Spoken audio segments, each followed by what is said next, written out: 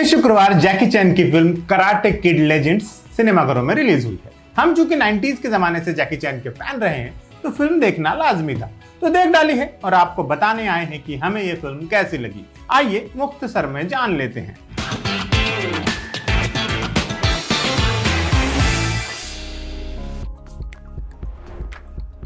फिल्मों की एक बहुत मशहूर फ्रेंचाइज है फाइनल डेस्टिनेशन। इसकी खासियत यह है कि सिमिलर प्लॉट लाइन पर 6 फिल्में बन चुकी हैं। इस फिल्म सीरीज का एक ही सेंट्रल प्लॉट है।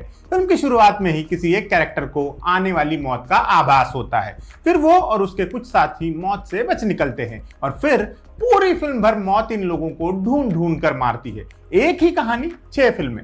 ऐसा ही कुछ कारनामा एक और मशहूर फ्रेंचाइज में होता आया है। यह है द कराटे किड फ्रेंचाइज। पिछले 41 सालों में इस फिल्म सीरीज में 6 फिल्में, एक वेब सीरीज और एक एनिमेशन सीरीज बनी है और सबकी कहानी कमोबेश एक ही है। एक अंडरडॉग, उसे बुली करने वाले कुछ बुरे लोग, उसे कराटे, कुंग-फू, मार्शल आर्ट सिखाने वाला एक उस्ताद, एक टूर्नामेंट और अंत में अंडरडॉग की जीत। हर फिल्म में किरदार या हालात वगैरह अलग हो सकते हैं, लेकिन कहानी का मूल यही रहता है। और अब इसी सीरीज की अगली कड़ी कराटे किड्स लेजेंड्स आई है। इसमें भी सब कुछ ऐसा ही है।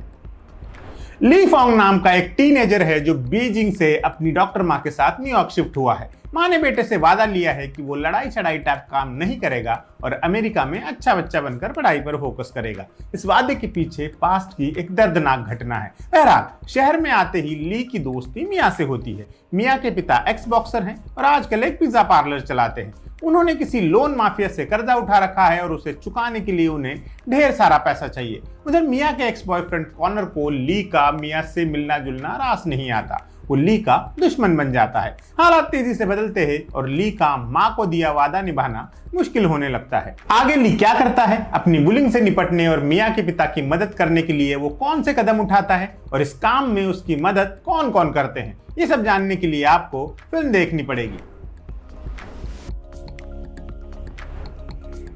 Karate kids legends mostly nostalgia के भरोसे है, जो कि शुरू में अच्छा लगता है। कॉम्प्लेक्स स्टोरी टेलिंग के जमाने में फिल्म एक सीधी सादी कहानी को रूटीन तरीके से आगे बढ़ाती है। ली और मिया के बीच के कुछ सीन्स क्यूट लगते हैं। मिया के पिता विक्टर के साथ उसका बॉन्ड भी भला लगता है, लेकिन ये सब कुछ हमने हजारों बार देखा हुआ है। जैकी चैन की एंट्री के बाद आप उम्मीद करते हैं कि फिल्म अब कांटा बदलेगी, लेकिन ऐसा कुछ खास होता नहीं। इस फिल्म सीरीज के 2 खास कलाकारों ने इसमें हाजिरी लगाई है। एक तो जैकी चैन का किरदार मिस्टर हान और राल्फ मकियो का किरदार डैनियल, जो कि ओरिजिनल कराटे किड है। इनके होने से नॉस्टैल्जिया तो आता ही है, ये उम्मीद भी आती है कि फिल्म का बार ऊंचा उठेगा, लेकिन ऐसा हो नहीं पाता। जैकी चैन के फैंस को तो ये फिल्म नाउम्मीद ही करेगी। जाहिर है 70 साल की उम्र में उनके डेंजरस फाइट सीन्स देखने की उम्मीद तो किसी को नहीं होगी, लेकिन उनका चार्म और कॉमिक टाइमिंग भी मिसिंग है, बल्कि उनके सीन्स ही गिने चुने हैं। अगर आप उनके नाम पर फिल्म देखने जा रहे हैं तो निराश होने के लिए तैयार रहिएगा। यही हाल राल्फ मकियो का भी है। इस फिल्म में अंडरडॉग को सिखाने के लिए 2 उस्ताद क्यों जरूरी समझे गए, ये समझ से बाहर है।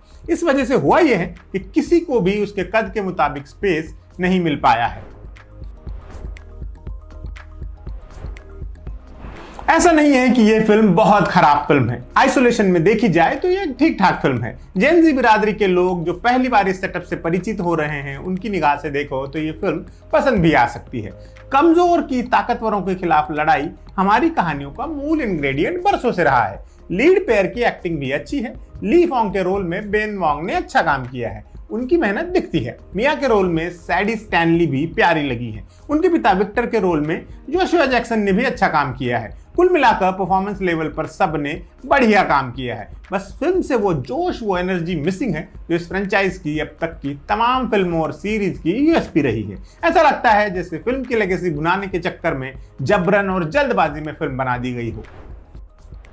तो अगर आप कराटे किड्स फ्रेंचाइज के लॉयल दर्शक हैं और इसकी हर फिल्म रूटीन में देखते ही हैं, तो इसे भी देख सकते हैं। कुछ नॉस्टैल्जिया, कुछ अच्छे सीन्स आपके पल्ले पड़ेंगे ही, लेकिन आसमानी उम्मीदें लेकर मत जाइएगा, दिल टूट सकता है। नए दर्शक एक बार देख सकते हैं, वन टाइम वॉच तो है ही। फिल्में एडिट टेबल पर बनती हैं, क्या मतलब है इस बात का? क्या करता है एक फिल्म एडिटर? एक्टर्स जो सुंदर सुंदर कपड़े पहनते हैं, उनके पीछे किसका दिमाग और मेहनत लगी होती है।